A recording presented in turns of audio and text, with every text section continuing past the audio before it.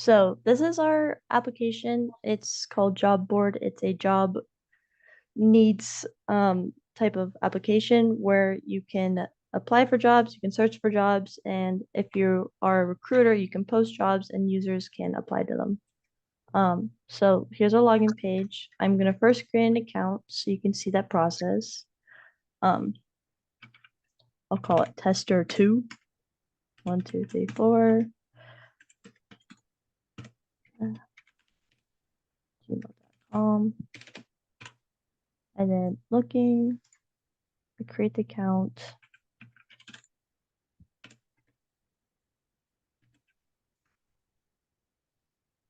Okay, so here we are, we're logged in. This is what you first see if you are a job seeking user. Uh, so you could, start applying filters and looking for jobs. So right now I'm just going to search for an agent if I want to look for available jobs. And when you search, it'll apply the filters and it'll just give you a whole bunch of available listings essentially. Um, this button makes it really easy for you to apply to a job and it'll add it right to your available listings. And the recruiters can also see the applicants that apply and so on.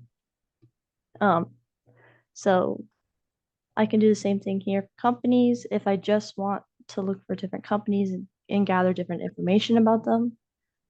So if I just search group, you can see a bunch of companies that have the name group in the name. So yeah. So here's our profile. This is the profile for the users. Here they have a part about their personal information that they need to fill in order for um, when they send an application, their profile information is gonna show up to the recruiter. So as you can see, they have the option to upload the resume. Also, they can put their personal information, the location, and other personal information like education and other links. And they also have the option to edit that at any time. And also they have in the left, you're gonna see a tab where it has the jobs that they have applied to. So after making a search and click on the apply link button, because now we haven't clicked on any apply button. That's why we don't have any jobs right now. But if you go back, if you can go back and apply.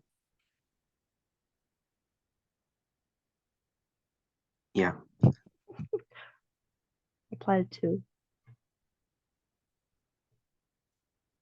right now it's gonna show you the applications and the jobs that you have applied for. And same thing for the recruiter if you're gonna go back. So for this process, I'll make another account, but instead of a user, I'll be a recruiter. Um, I'll call this tester 3.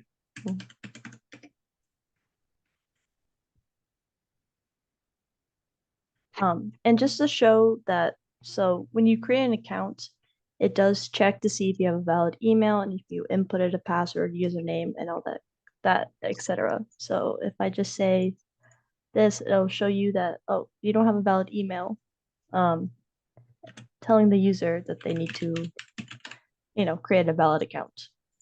So we can go ahead and log in.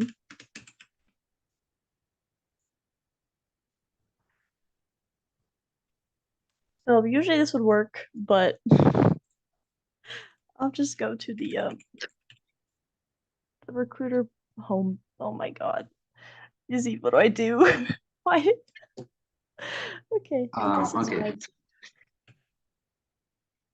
I'm just gonna have to restart the server. I don't know why this is happening, and I don't want to restart the video. So, um, Okay. Um,